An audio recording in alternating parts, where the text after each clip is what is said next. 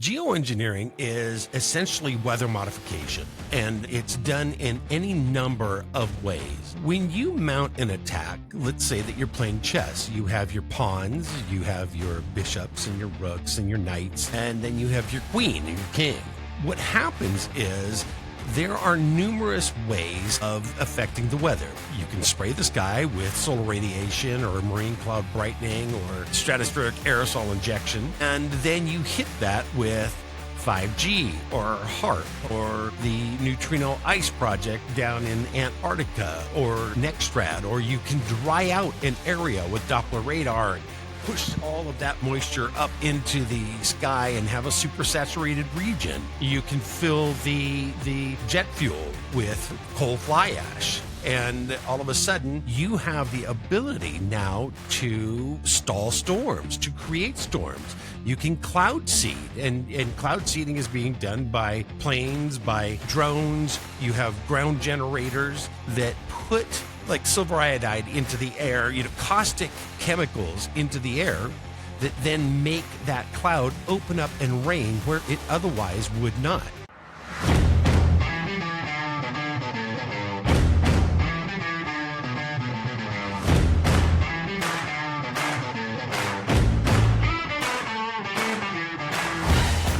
Thank you, ladies and gentlemen, for joining us once again on the State of Freedom.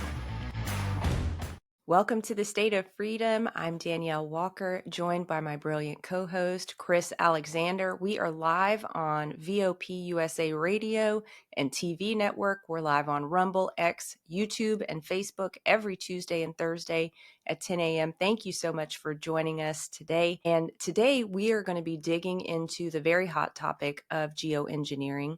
We're joined by Serge Brown. He is one of the most knowledgeable minds on this issue and one of the foremost voices. He's the founder of the Clear Skies movement and host of Serge versus Goliath. You can find a Substack at sergeversusgoliath.com. Before we get into this hot topic, let me read the scripture of the day. It's Ephesians chapter 4, verses 20-25. And it says, "Now it's time to be made new by every revelation that's been given to you, and to be transformed as you embrace the glorious Christ within as your new life and live in union with him.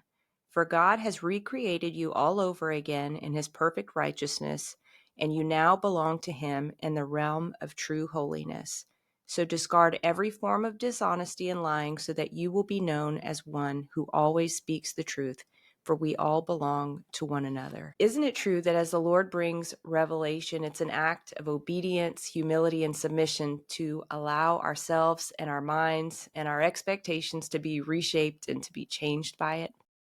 It may cause us to speak differently or view situations and people differently. If we are one with Christ and yielded to him, then we should be like clay in the hands of an expert potter. Our lives and our mindsets are to be continually recreated and continually reshaped to be in alignment with his will and with the truth that he reveals to us. This is the ongoing process in the life of a follower of Jesus. Verse 25 goes on to say, "Discard every form of dishonesty and lying, so you will be known as one who always speaks the truth." And I think the more common thing among Christ followers is not so much overt lying to one another. The bigger trap, at least in my life, has been lying to myself to protect a belief or a relationship or a situation from the scrutiny of Holy Spirit and the requirements for change that his searching might bring. This is why it's so important that we get into and remain in the mode of complete submission, like clay in the hands of a potter, with no part of our lives out of bounds, and ask Holy Spirit's light of truth to search our hearts and reveal anything that needs to be changed. Jeremiah 17:9 says it this way, "The human heart is deceitful above all else." Well, the only cure for that is continual submission to the reshaping and searching of the Lord, and repentance when the light is shed on what needs to change. Yeah. And it makes sense, doesn't it, Danielle? Because there's no way that we have the capacity to confront the evil in our society and the people who are perpetrating lies and mistruths if we ourselves are not embracing the truth and disregarding every form of lying. If we're going to confront lies, we have to make sure that we know the truth and we are embracing the truth. And that is, So well in said. and a great admonition from St. Paul today. And speaking of someone who doesn't embrace the truth about an issue that affects all of us, is Serge Brown, as you said, the founder of the Clear Skies movement, and probably the preeminent authority right now on what's going on with this geoengineering in our state and in our country. Sergey, what a pleasure to have you on the State of Freedom today, sir. Well, Chris, Danielle, it's my pleasure. It's my honor.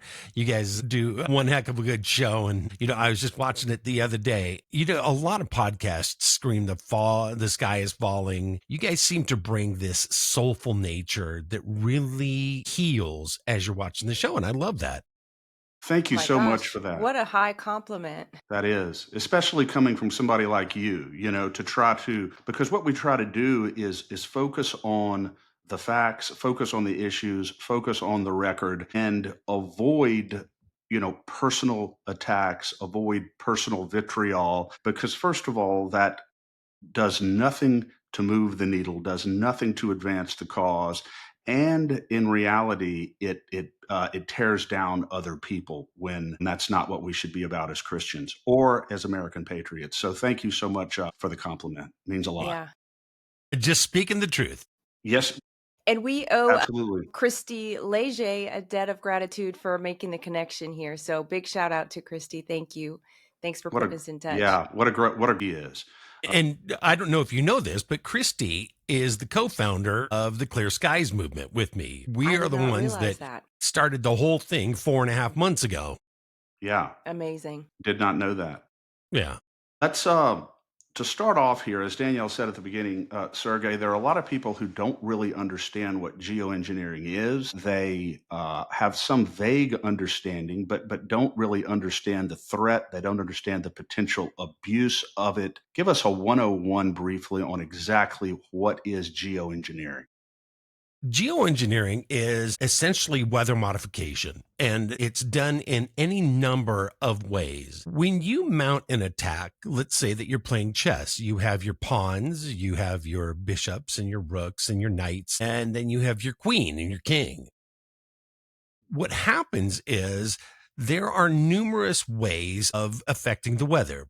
You can spray the sky with solar radiation or marine cloud brightening or stratospheric aerosol injection. And then you hit that with G or HARP or the Neutrino Ice Project down in Antarctica or Nextrad, or you can dry out an area with Doppler radar and push all of that moisture up into the sky and have a supersaturated region. You can fill the jet fuel with coal fly ash. And all of a sudden, you have the ability now to stall storms, to create storms. You can cloud seed, and cloud seeding is being done by planes, by drones. You have ground generators that put like silver iodide into the air, caustic chemicals into the air that then make that cloud open up and rain where it otherwise would not.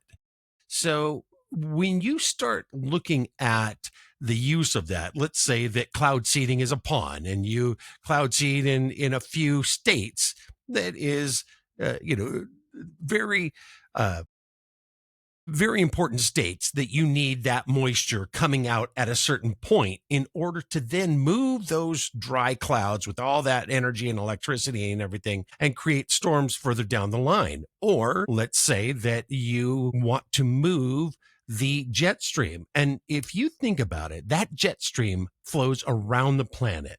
And now we can use vibration. Have you ever watched somebody hook up a tone to a water hose and the water's going straight and they turn on that sound and all of a sudden you see the water moving and staying in that pattern? Well, that is what we're doing with the weather. We can move our jet stream down and then we can affect how much moisture, when the moisture's up. We can move storms in and out of it. We can raise and lower the ionosphere with 1 billion watts of HARP radiation.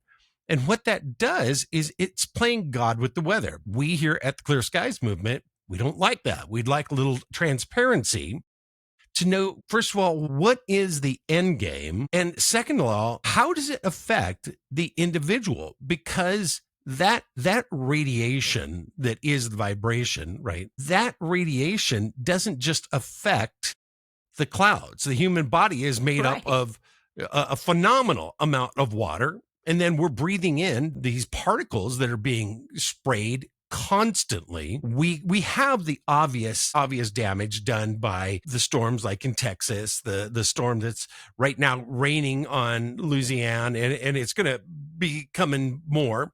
Invest 93 down there in the Gulf, which seemed like it was sucked out of the Atlantic and pushed across Florida and into the Gulf.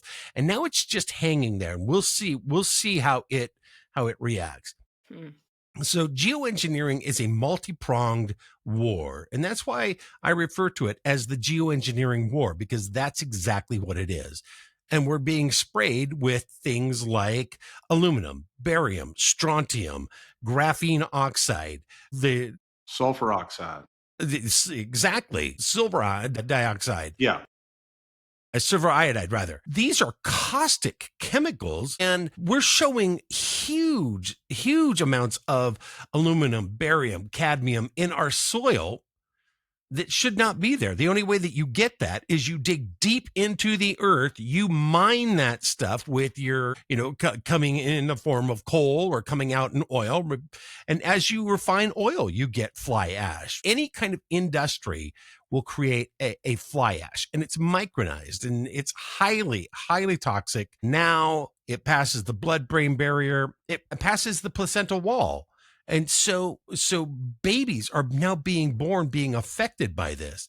And when that happens, and now we have the issue of radar frequency, all of a sudden you can create ringing in the ears, you can create dementia, you can create cancer, you can create all sorts of very bad things that go on in the human body. And then, of course, you get to start destroying crops. You ruin water supplies. I mean, look what they did with fluoride. For the better part of 60 years, they put fluoride, which if it falls off a truck, which it has, and hits the pavement and comes open, they run. It is so highly toxic and corrosive. And they put that by the 55-gallon drum into our drinking water supplies. Why? Well, we were sold that it is good for your teeth. It's not. It ruins your teeth. That's how, what it is, to be honest with you, Sergey, and just parenthetically, that is how SB2 in this past legislative session in Louisiana, that was the principal argument that was made against SB2 to get the fluoride out of Louisiana's public drinking system, and they were successful. Exactly. In killing that bill in an amendment based on that argument that you just made. Which is, when you look at that argument, the amount of scientific data that fluoride is literally drags a wrecking ball through the human body, all the way from the brain. It drops the IQ levels that you never get back. It's one of the few things that people don't talk about is it's dumbing down our society while it is creating a plethora of diseases that big health gets to then wrap their pill and injected arms around each member of society. And draw them in. We don't cure anything. What we do is we treat people so we can drain their bank accounts. So their mothers and fathers have to go to work to fund, because insurance doesn't pay for all that. It pays for a little bit. And insurance just drives the price up. Anytime you get the government involved, the price goes up. It's true. Meet the world's first living, full-spectrum, certified organic CBDA hemp extract. Ness's hemp oil was extracted from seed to bottle without chemicals, solvents, or heavy metals, and it surpasses world-class standards for purity. This pure and powerful CBDA has been proven to reduce aches and pains, ease mental tension, and promote better sleep. To get yours today, visit the Shop Our Partners page at freedomstate.us. Now, Sergey, take us back. You started this effort, you said 4.5 months ago. Obviously, you've been involved in this for much longer than that. How did you get started in digging into this? And then it sounds like the Clear Skies movement is trying to just make this stop and get some answers, but maybe dig a little deeper for us on that as well. Right. Absolutely. So back in 1997, I used to work very late nights. And I would come home and I would listen to the rerun of Coast to Coast AM with Art Bell. And he had a gentleman on that was saying, hey, they're spraying something up in the sky. And I listened to that episode. There weren't many answers at all. But I started looking up and I started noticing, yeah, you know what? When I was a child, those lines didn't last like that. They didn't fan out. Now, it was once every now and then I'd see a line, and natural weather still happened. By the time we got into the 2010 about, I really noticed a step up in how those lines, the clouds, were being not just seeded, but the contrails that they were called at the time were staying around a lot longer. I started digging into this and I started asking the questions. Well, if we can fast forward to a number of months ago, I just decided, you know what? I have looked up long enough. I am sick and tired of it. I've got a daughter. I've got a grandson that I care more than life about. If I am not going to be the one that steps up and does something, I can't expect anybody else. And so I started calling senators and representatives, mayors and governors, very few of which, if any, got back to me without 100 calls. And I can be dogmatic. I think it's one of the great things and one of the worst things about me is that I get on a bone and I just absolutely will not let it go. And so it's an essential characteristic that you must have when it's Sergey versus Goliath. I can tell you that. Exactly. And you can't hurt me. You can't say anything that's going to hurt me. Yeah, I'm a fighter. I grew up poor. I grew up tough, brutal, I would say. I spent my time living on the street as a young man. I know what it is to fight for my life more times than I care to remember. But I don't blame anybody for that. Those are decisions that I made that put me in that. I decided I won't make those bad decisions. But what I did learn from that is that here's what I need. I need a little food, I need some water, and I need some sleep. Everything else you can take away from me and I will still survive. And I will come back stronger, meaner, tougher, and more determined. That's what I want to do with this. And so I just decided I'm going to learn. You know, I'm 61, almost 62 years old. Social media doesn't come easy to me. But I went on X, Twitter at the time, or I guess it was X by that time. And I met Christy. She responded to one of my posts. And we started talking, and she really helped open up my ability to reach. And then I just said, well, I think I'm going to start a movement and I'm going to start a community. And she said, great, let's do it. And then it was the two of us. That's it. You know, the Clear Skies Movement USA right there on Twitter. And we've got 2 community members. Now we've got over 4,000 just in that. We've got all 50 states as well. We've got 2 countries. We reach almost 1 million people a week with our message. And we are like, I do a nightly show. Friday, I've got Senator Doug Mastriano on my show. He's been on my Sergey versus Goliath show. Friday, he's going to be on the TCSM nightly live show. We are involved in policy making. We have helped get SB 56, and really it was Allie down in Florida, or, you know, her group down there. They helped get that bill written, got it supported, and got it passed. Now we need enforcement on that. But that was essentially, without taking up the whole show to say, this is where it came from. But that essentially is how it started. I just decided, if not me, then who? If not now, then when? And I tell you, I wake up with that ringing in my head. And every day I work 18 hours a day, 7 days a week. I've never worked so hard in my life on something, and I could not be happier. Yeah. And Sergey, if you read the people who've really done the research on it, like you, like Nicole Shanahan, who is very knowledgeable on the issue, Christy Mhm. Leger, there's little or no question at this point that this is occurring. What you've described is occurring. There's no question about it.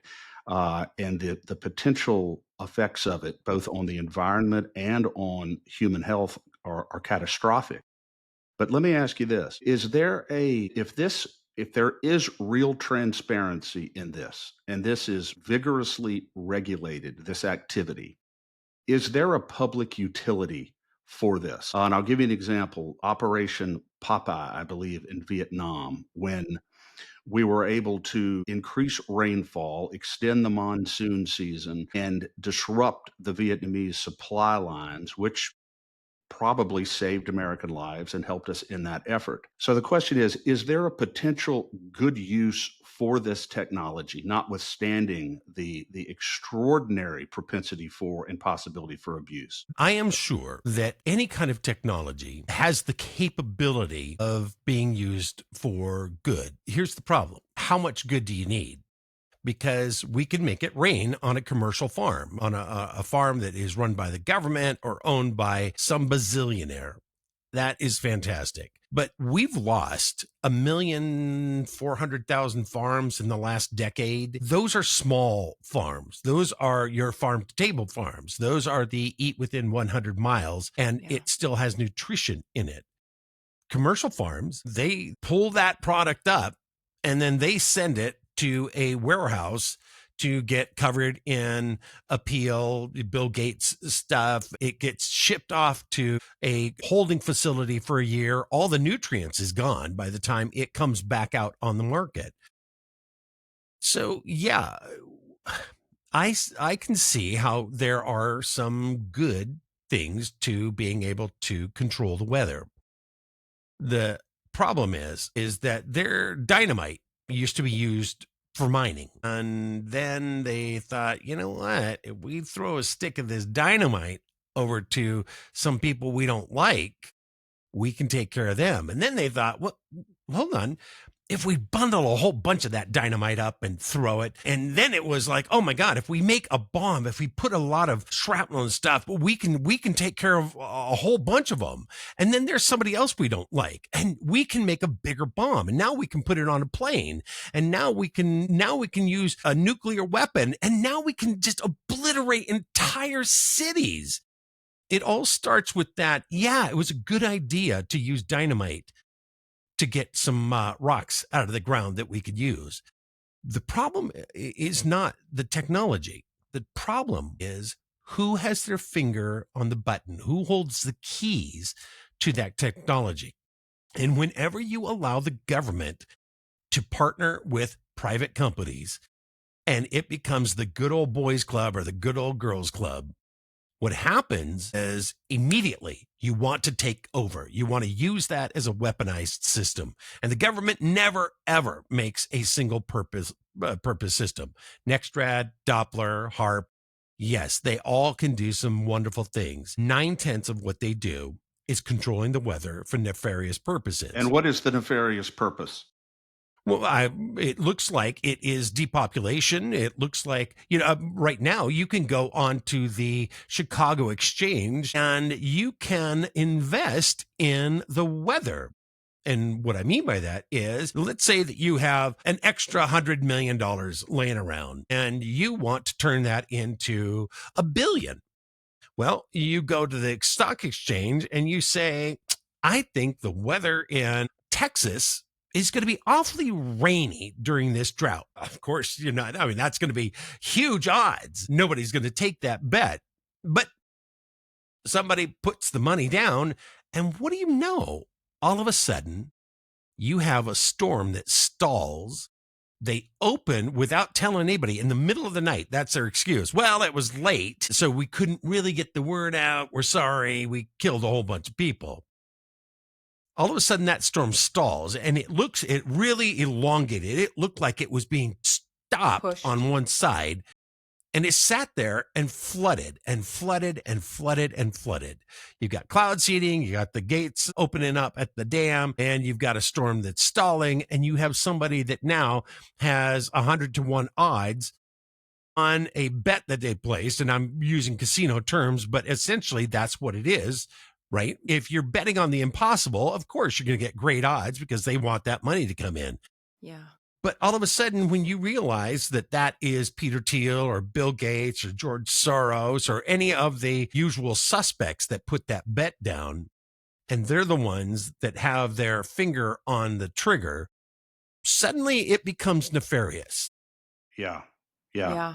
Well, Sergey, what's it going to take to get this properly regulated? Because I've seen so many conflicting positions. Some people, I saw Ann Vandersteel, for instance, say this needs to be regulated by the states because this is a state by state issue. Some others who are more focused on the aviation industry have said, well, this is federal airspace, so you have to manage this at a federal level because of that. Louisiana recently passed a law this session banning geoengineering and weather modification up above a certain level. Chris, you may remember the feet off the ground. 1,000. And then we saw that Marjorie Taylor Greene just introduced a bill to ban this without any. It can only be approved. Yeah, explicit congressional approval. Right. We're fighting a war here. And so we have to have a multi-pronged approach. We have to have the county level. We have to have the state level. We have to have the federal level. We have to have the support of the people. We've grown the Clear Skies movement from me and then me and Christy to reaching almost 1 million people a week. We have strategic partnerships with people like Stand for Health Freedom and Global Wellness Forum. We work with Ann Vandersteel. It's by connecting and developing these partnerships and then getting the message out and building our state chapters that we are getting more and more power. What we need is 10 million, 15 million voices that stand up and say, we're not going to allow this. And so we need to have moratoriums passed at the county level. That's probably the quickest way to stop something like cloud seeding. You mentioned above 1,000, 1,200 feet. Some states are 1,500 feet. That the federal government with the FAA has the right to regulate traffic in that airspace. The thing that they don't have the right to do is to poison and murder people. That is probably a no-no. You're not allowed to do that. Well, and that gets us, Sergey, to the issue of informed consent. And, I think it's just foundational in a free society that people have a right to either refuse or accept being poisoned or being exposed to harmful materials in their food, in their body. And obviously, there is no discussion among people who are pushing this technology about informed consent at all. And that is, to me, perhaps the most critical issue of all. I'm part of the MAHA Action Council, and that's one of the things that we talk about is consent. My question is this. At this point, we don't have informed consent. So at this point, are we actually free? The Clear Skies movement, we drive this message home. Either we are free and we fight for that every single day, or we're not. I think that we need to start understanding that freedom has a dramatic cost to it. If you are too lazy to be free, well, then you're going to have to find another country and not worry about it. So all of a sudden, we ask the question, are we free? Do we have informed consent? If the answer is no, then you need to wake up every single morning and charge out and start holding our politicians and representatives accountable. We need to make sure that those who do our bidding, because we're still a representative republic, those that do our bidding are doing what the masses want. That way, we start gaining informed consent. We do that by FOIA requests, Freedom of Information Act requests, which they're stalling on, and Absolutely. Which they don't respond to in a way that's transparent, and basically which they lie about. and withhold documents on the FOIA request, Sergey. Well, Chris, you're exactly right. And so what we do is we make more noise, and then we start voting people out of office and putting the people that will do the work, do the hard work, into office. And this is what I say: get involved, run for office, run for lead position in the Republican Party or the Democrat Party or the American Party, whatever party you align with. Just carry that freedom with you. It doesn't matter who you think is going to be the leader of that party. What matters is the individual has a phenomenal amount of power. We are cleaning up the vote. I think that we are going to see much truer representation throughout the United States by not having mail-in voting, by not having drop boxes that people can just walk up and put 1,000 votes in. We have got to make sure that our vote counts. 100%. We can put pressure.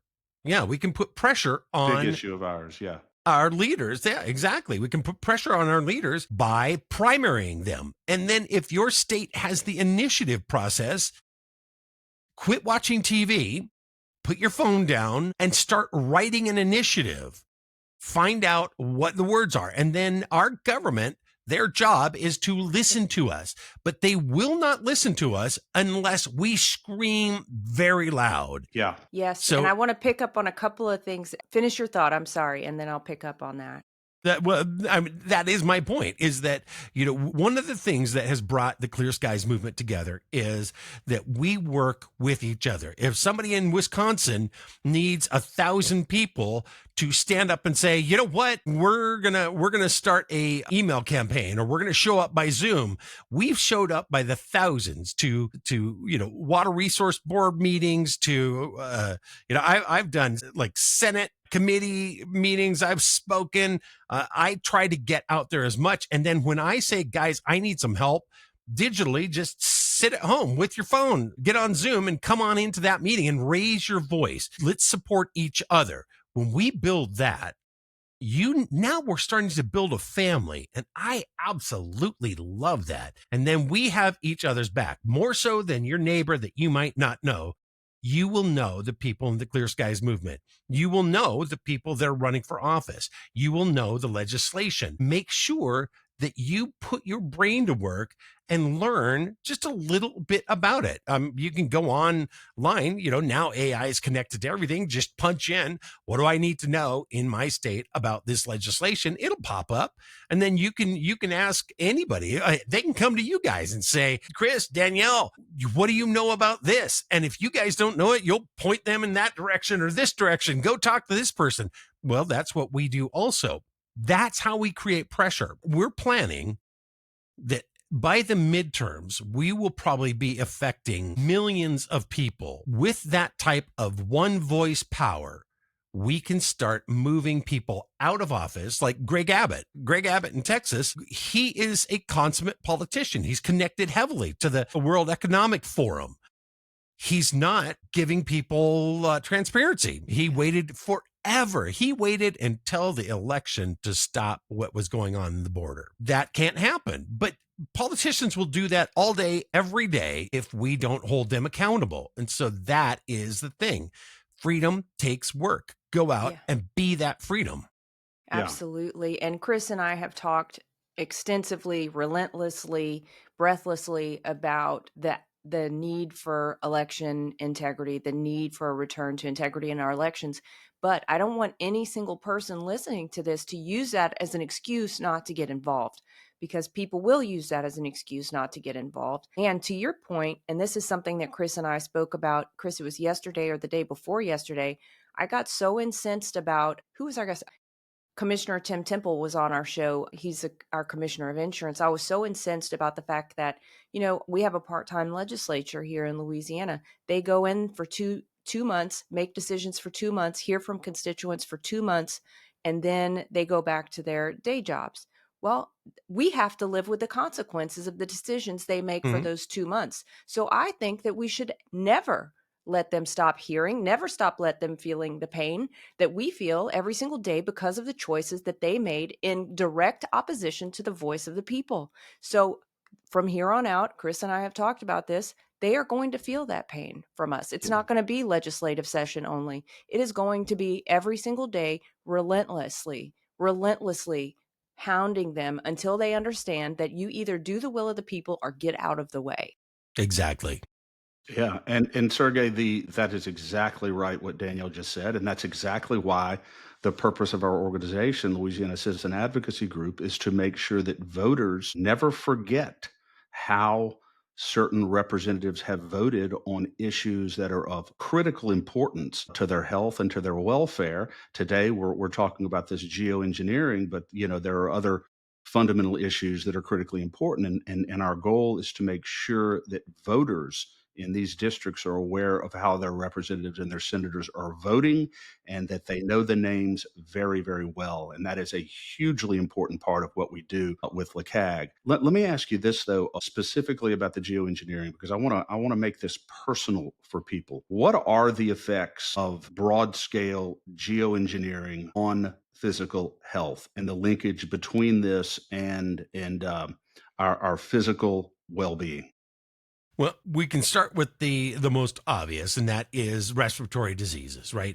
You've got asthma, COPD, lung cancer, pulmonary fibrosis. It then leads to cardiovascular problems, heart attacks, strokes, inflammation of blood vessels and elevated blood pressure, arrhythmias, and all sorts of blood and heart issues. Then you've got your cognitive effects. You've got the neurotoxicity, you've got cognitive decline, you've got behavioral disorders, loss of IQ. Then we have reproductive issues, and that's one of the issues that we're really worried about here. Birth defects, low birth weight rates, miscarriages, premature births, hormone disruption. We are seeing the fertility rates plummet for any number of reasons, but primarily because we are putting heavy metals into the human body where it doesn't belong. We've got cancers and genetic damage, carcinogen compounds. We've got bladder cancers, skin cancer, lung cancers, liver cancers, DNA damage. It's literally crippling your DNA. And when you have the shot and an mRNA also damages or changes your DNA, now you've got a double whammy that's going on there. We've got the immune system and your endocrine system that is being damaged or suppressed, thyroid dysfunction, autoimmune disorders. We've got kidney damage. We have liver stress, obesity. I mean, obesity has come to its zenith, if you will. Everybody is obese because the human body doesn't work well when it's all cobbed up. We've got dermatitis. We've got, oh my God, issues with airborne particles. We've got contaminated water. We've got the food chain that's being destroyed because we've destroyed the microbiome in the ground. Yeah. Now, So this is not, Sergey, this is not speculative no, at this point. it is not. And now we have Lee Zeldin coming out saying, yes, we've done all that. But there's nothing to see. Pay no attention to the man behind the curtain. That's the problem right there, is that they're going to now start whitewashing it because there's a mountain, and not just a mountain, there's an entire mountain range of information, facts, statistics, long-term studies that what they are doing with geoengineering, and not just the spraying, also your Nextrad, your HARP, your 5G, yada, yada, yada, blah, blah, blah. All of that is damaging every living thing all the way down to the bacteria. In 10 years, we have lost 60% of the bees, 30% of all birds. People are telling me that they no longer see butterflies and dragonflies. Even people that think that the average housefly and mosquitoes are a problem are saying now we're not seeing those. The frog population has dropped off. We have lost 60% of the plankton in the oceans, the world's oceans.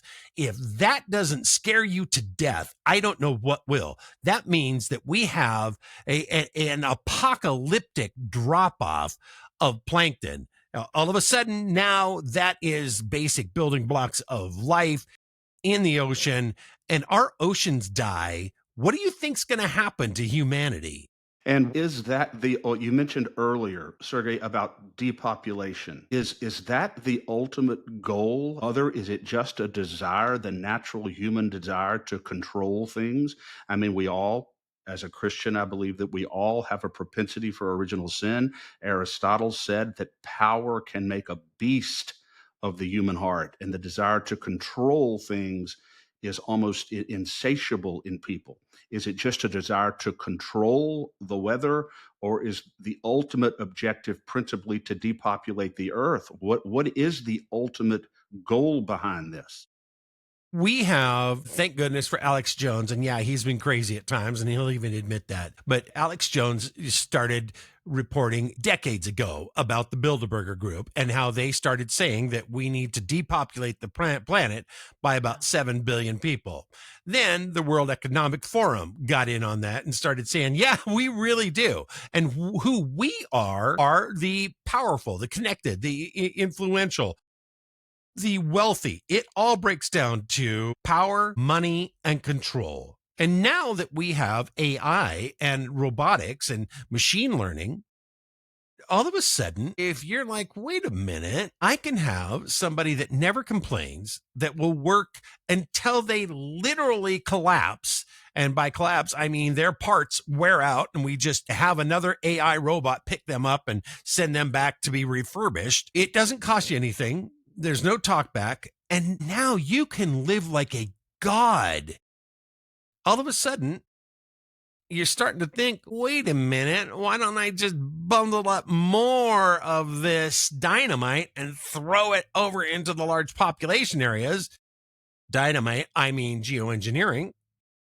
And all of a sudden, you have a situation, a dystopian situation, where people are thinking of themselves as gods, and they have the right to slaughter 7 billion people, keep 500 million on the planet, 500 million people. I think that's where they're looking is their goal. By there, I mean the Bill Gates, the George Soros, the WEF, the Bilderberger Group, the Clintons, the Adam Schiffs of the world, Nancy Pelosi, right? They've all got these bunkers. Why would people be putting billions of dollars into these very deep underground bunkers that they can survive 10 years or more inside? Great point. Why would that need, that desire, why would they spend that money? Buy another yacht. But they don't, because those are the people that are in on the planning. We have to read the tea leaves sometimes. And if I'm wrong, bring the proof. Show me. Yeah.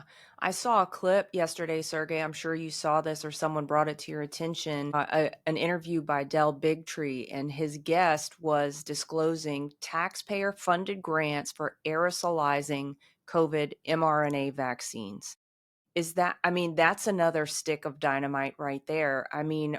Is that something that you guys have been following with Clear Skies? This idea that they could be literally this mechanism, the same mechanism they use to spray these chemicals and metals to disperse bioweapons on large swaths of the population? In 2012, the Obama administration flew over the Middle East and sprayed the MERS virus. And then they drove a campaign. The MERS virus it was very much like the coronavirus, maybe a little too much like it. Then they drove a propaganda campaign to scare people into going in and getting a vaccine that ended up killing a lot of people within minutes, days, or weeks. But the people that it didn't, it was called, affectionately, the fun vax. They didn't call it that publicly, but it was known as the Fundavax, the fundamental vaccination. And what it did is it took the VMAT2 gene, the God gene, and it destroyed it for all practical purposes. What that does is, and I'm getting around to your answer, but I want you to know the history of this. What that did is it took the radicalization out of a population. Now, some people are radical about soccer. I am radical about college football. Some people are radical about golf or about fishing or radical about their car racing or whatever. That gene doesn't make the difference. It doesn't know that you are not supposed to be radical about religion, that's what they were trying to do. It knows that it needs to just kill that gene with the vaccine. So we have had a history of weaponizing viruses and dispersing them. In 2019, I noticed an enormous uptick in spraying late 2019, and then all through the 2020s through the entire coronavirus. I believe that this technology has been around. It's not that difficult once you understand how to do it. Suddenly, we have weaponized bacteria and viruses, and now we can drop them into populations, large populations, and infect people without ever having to send them into a doctor's office. Issue here is that with the vaccine, right? The US government bought the coronavirus vaccines from Moderna, Pfizer, Johnson and Johnson, all the regular players. That's tax money. And then that right now they're saying that the real world numbers are probably 17 million people or more have been killed by the coronavirus vaccines.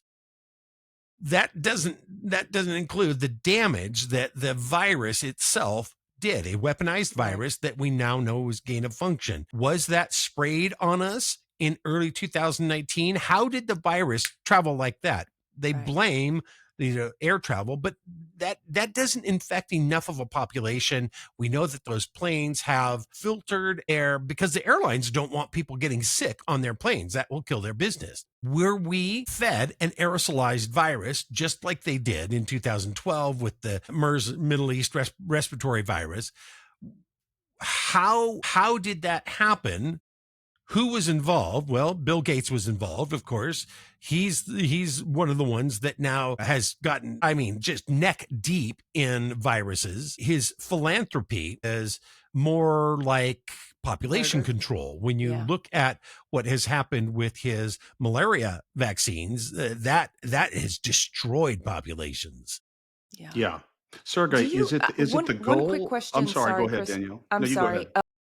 Is there any reason to believe that there are other adversarial governments that might be involved in this as well? You think back to what President Trump said, that this was, when he was talking about COVID, he talked about it as the biggest attack on American soil in history, bigger than World War II. Do you think that maybe the Chinese did this to us, or maybe that our own government did this to us? I think that the Chinese were part and parcel to it, but really it was an American operation to steal the election, and it worked. And not only steal election, it did a number of things. We have to remember that operations like this, they don't have singular outcomes. So there's not one goal. What they want to do is they want to accomplish as many of their goals as possible with what they're doing. And so we now have adequate knowledge and scientific study that the coronavirus vaccine in particular is destroying fertility. It is also creating massive amounts of death. It's depopulating the planet as we speak, and they're still pushing this virus. And President Trump and his administration are allowing that. RFK just added another mRNA vaccine, which we know damages or changes human DNA, added that to the childhood vaccine schedule. So, yeah, is China involved? Of course China's involved because it's a corrupt nation. Is it any more corrupt than America? No, it's not. What we do is we finance labs in the Ukraine, in China, in Germany, in Brazil, Puerto Rico, right? All of these countries, we have to start asking the hard question, the very, very hard question. Are they all working against we the people? That is the question. I'm 90% there on the yes, but I don't believe that our government is altruistic. I don't believe that they're doing anything for the good of the nation. I think they're doing everything for the good of the people that back them, the big families that control the planet. And I think that people are suffering those effects. Yeah, and the trust for the government right now, man, I can't speak for China or other countries, but I can tell you that the trust by the American people for the U.S. government at this point is probably at an historic low. We don't trust anything they say. We don't trust anything they do. And it's going to take a long time to repair that breach of trust. There's no question. I mean, I'm inherently skeptical of everything that the government does and says. Is it your position, Sergey, in the position of the Clear Skies movement, that this activity that we've been talking about here should be categorically banned entirely because um, because of the nature of the power structure right now and the corrupt forces in our government. It really is impossible to manage it and regulate it in a way that allows its use only for purposes of public good, some of which we talked about earlier in the show. Absolutely. When you see storms that are being purposely stalled or purposely created, well, here 3 weeks ago or so, it was snowing up in the panhandle of Idaho, where I live in Idaho. It was snowing in the panhandle of Idaho, freezing temperatures. At the same time, in Texas and throughout the South, they were having a heat wave. And now we've had an extended heat wave in much of the West. Here in Boise, it's been 101, 102, 103 degrees. The place is dry as a bone. The fires are starting here. Now we have floods all through the South. At what point do we stack the bodies high enough to say it needs to stop, and it needs to stop completely? I don't care about your commercial farms. Steve Jarvis, a regenerative farmer up here in the panhandle of Idaho, has a plan for 1 million, 40-acre farms, right? Put those farms back in. We've lost 1.4 million. Yeah. Let's add 1 million. Let's give people the ability to grow their own food, and let's start healing the planet. If we allow any of this, and I mean all the way down to cloud seeding, if we allow any of this to continue, then what we're saying is it's okay to manipulate the weather, and we'll suffer the consequences. Well, the consequences stack up in destruction and human lives. Yeah. So how many people out there are willing to pay that cost just so commercial farms can get more water, just so big power can drive their, just so you can trade, on the exchange, the commodities exchange. You can buy futures in weather and cash it in and make billions of dollars while people literally lose their lives, lose their family farms, topsoil completely washed away. It's going to take generations to rebuild that. So yeah, I think that it should be stopped absolutely, completely. I don't give a damn what their argument for keeping it is, because it's being used as a weapon. There's nobody with any kind of sense saying we need to take care of the population involved in it. They're all maniacal warmongers, and it's a geoengineering war. Yeah. And where do you think we are in the tipping point? The left is in love with this idea of climate change. And if you just look and you hear the words climate change, you can say it looks like something is going on here. Are we getting to a tipping point where people are beginning to understand that climate change was the narrative cover for this? We are growing by thousands of people every week. These people are the same ones that have bought into the climate change argument previously, and then woke up and said, wait a minute, there's too many things going on. So yeah, you can look at it and say it's climate change. You can say, wow, we didn't know, or maybe it's not happening. But the fact is when you start digging into it, you've got hundreds of patents, you've got trillions of dollars feeding everything from Rainmaker Corporation to Raytheon that has the ability to create earthquakes or kill an entire population by hitting the brain with a frequency that literally fries the brain. That's where we are. Is it, is it science fiction? At one point it was, but today it is real. Well, you know what they say? Would you say that graphene, sorry, Chris, would you say that graphene oxide is more or less dangerous than carbon dioxide? The fact is that one kills you, one controls you. So the carbon dioxide, it will suffocate you. It will kill you, and it will kill everything around you. Graphene oxide, you can create nanobots that will build themselves into structures. So let's say that somebody doesn't like me, and they say, you know what, we're going to thicken his blood and give him a stroke. We'll make him look like a goo-filled sock puppet, just like Joe Biden was, being controlled by the Obama and the Clintons. The fact is that they're both dangerous, and we need to stop saying, well, all right, we'll have one or the other, because carbon monoxide, rather, our planet runs on it. Our plants need that to process into oxygen. So if we start taking carbon out of our system, it's no wonder people can't keep their plants alive. It's Literally, less than one half. It's less than 1/2 of 1% right now. just a ridiculous low number that they're screaming about. Yeah. But if they don't scream about it, then they can't write laws that drain taxpayer funds that make they and their buddies pathetically wealthy. I mean, I just read not too long ago that Alexandra Ocasio-Cortez was worth about 5,000 coming into politics when she became a representative in New York. She's now worth like $35 million.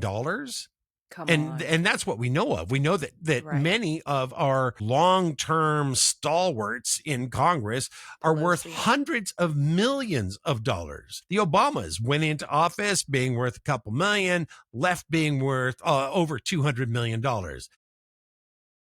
And you know what the the common thread with all of it is, and our founding fathers warned us against this persistently, it is by manufacturing an emergency.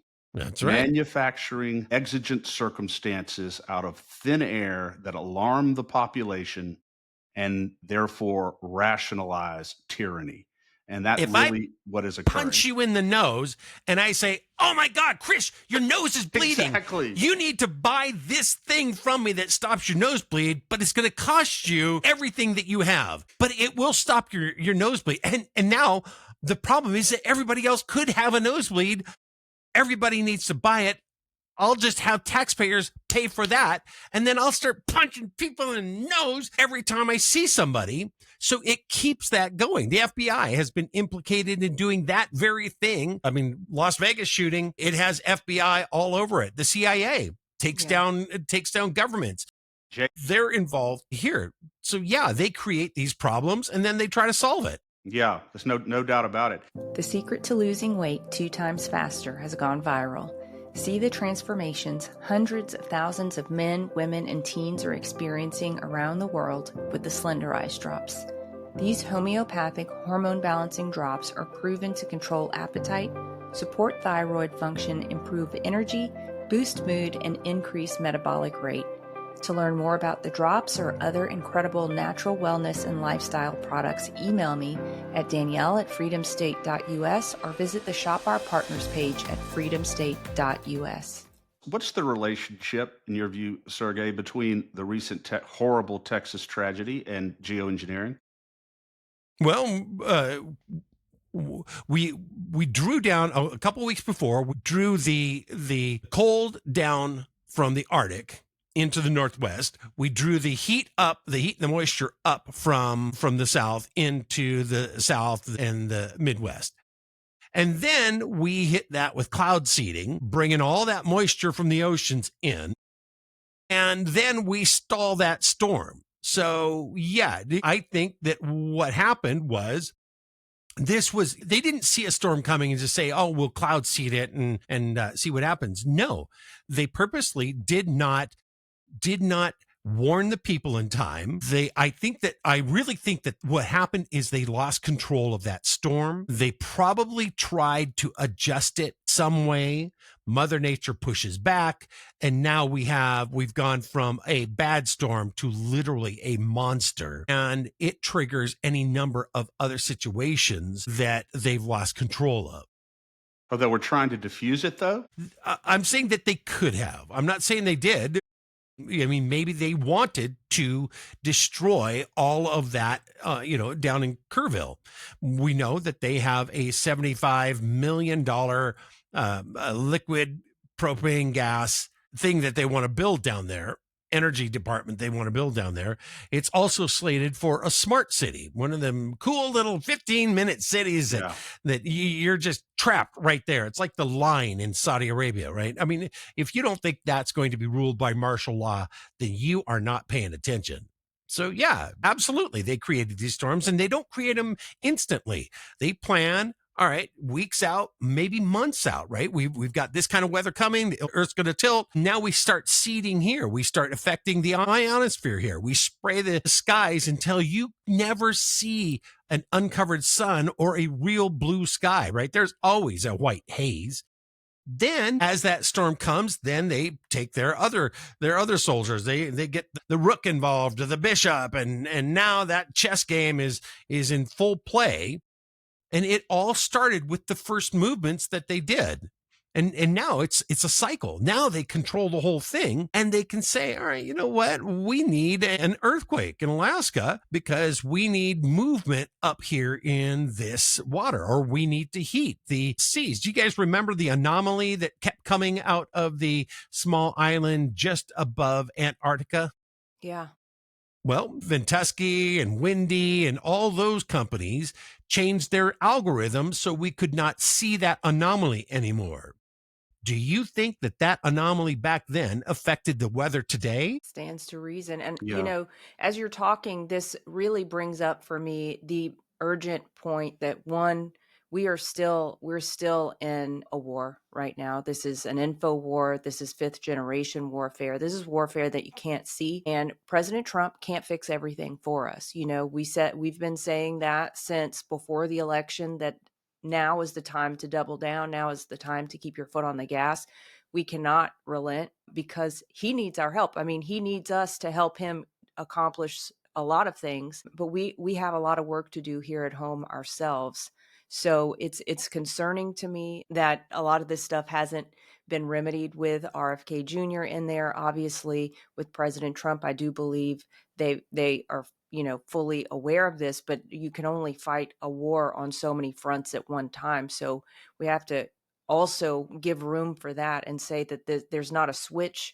There's many players, there are many enemies inside of the machine itself that are perpetuating this. So I just think, goodness gracious, get involved with the Clear Skies movement. Get involved. Go to clearskies.com. Is that right? Yep. Clearskies.com. Clear Skies Well, movement. you can go to sergeyvsgoliath.com, and then I've got the Clear Skies movement there. We are working on getting the clearskiesmovement.org up and running, but it takes time, and I am not the best website developer. Well, but you can find us on X. Just go find, Yeah. The Clear Skies Movement USA on X, or go type in TCSM and the name of your state and join that community. Yeah. And Sergey, would you close us out on a bright note? What's keeping you optimistic? What are some positive things that are happening? We need to tone this up. There's, really, when we look at it, 4.5 months ago, when I started this, there were a couple of states that were interested. Monty Fritz in Tennessee had put his legislation forward. It was passed, but there wasn't a lot of movement. Now we've got a sitting Congresswoman, Marjorie Taylor Greene, with her HR 4403 coming through. It is a subject that many in politics are saying is as important as the border was and as taxes are. Stopping geoengineering, it's something that people now understand. Now we had the EPA, Lee Zeldin, come out and say, yes, we have been doing it for 60 years. That, it fills me with joy. Now what we need to do is build our numbers. And we're not just building our numbers. The Clear Sky movement is all about hope, working together, optimism, and thinking our way around a situation that otherwise people would say it's not so good. It's fantastic. Oh my goodness. We've accomplished so much in just 4 months. Can you imagine what it's going to be like next year?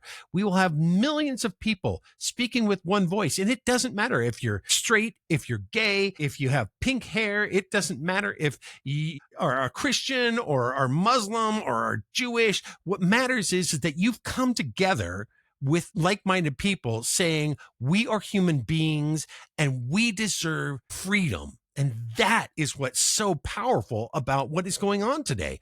Yeah. And it drives me. I absolutely love it. And if there was ever an issue, Sergey, that should cement union and galvanize people from every ideological perspective into unified resistance, this is the issue. There's no question about it. Because this type of sinister activity does not discriminate against whether you're a conservative, whether you're a liberal, whether you're a progressive, whether you're black or white. It affects all of us equally and in a very harmful way. No question about that. I just wanted to say one thing about Marjorie Taylor Greene's bill. That bill will categorically ban, I believe, all geoengineering activities that are not explicitly approved by Congress. And so that is certainly a start and a step in the right direction. And I also wanted to say to echo your optimism, because in Louisiana, as Danielle mentioned earlier in the show, we passed a bill this past session, Senator Mike Facey, despite some opposition, and we're exposing the Republicans, believe me, who opposed it, but it passed and has now been signed by the governor. Not a perfect bill, but certainly moving us in the right direction down here in Louisiana. And your voice here on the State of Freedom is invaluable in our efforts to continue to raise awareness about this, because the potential for catastrophe is just almost unfathomable when you think about it. When you come to a point in your society when you can successfully control and regulate the weather, we're at a point where there's almost nothing that is beyond human capability. And if that technology is used for evil, which it has been, and has been clearly established that it has been, we are in potentially serious trouble. So your voice and your fight, and all of our voice and fight, is just absolutely vital to defeating this menace. So thank you for all of your efforts. Is my absolute pleasure. And it's not just my efforts. You know, we've decentralized the Clear Skies movement. There are so many incredible people. My core team is phenomenal. And then everyone who joins, I don't care how little you do or how much you do, you're very, very valuable. It's adding your voice to this. That's what makes it great. And that's what has moved our movement forward. I'm very much looking forward to the next few months. We're trying to get in contact with Marjorie Taylor Greene's team right now to get, make sure that enforcement and those penalties are there. But all in all, things are really looking up. Very much so. Before we let you go, Sergey, I wanted to let our listeners know that David Glimmitz, who is a guru when it comes to election security, has been on our show a number of times, will be coming on Tuesday to the State of Freedom to talk about the latest in election security in America. And then on Thursday, Nebraska State Senator Brian Hardin will be coming on to talk about the ongoing increasing threat of foreign control of immovable property in Louisiana and in the United States, and what we can do to continue to fight against that. But so you don't want to miss those shows. Sergey, once again, God bless you, sir. We look forward to working with you going forward, and certainly you're in our thoughts and prayers as we move ahead. I look forward to it. It has been a pleasure. Thank you so much. God bless you, sir. It's been our pleasure too. Thank you. Bye, guys. The State of Freedom is a listener-supported podcast. We're committed to pursuing the truth about policymaking, decisions, and situations in Louisiana and at the national level that stand to impact our freedoms. Please become a monthly supporter of the State of Freedom at freedomstate.us as we continue to expand the voice of liberty across Louisiana and beyond. Thanks for joining us today on the State of Freedom. Be sure and check out the show notes for this episode. You can always go there and find the calls to action and resources mentioned in the show, and you can find out more information about our advertisers there as well. If you want to learn more about us or support our work, visit freedomstate.us. To get involved with Louisiana Citizen Advocacy Group, visit lacag.org. We'll see you next time. God bless.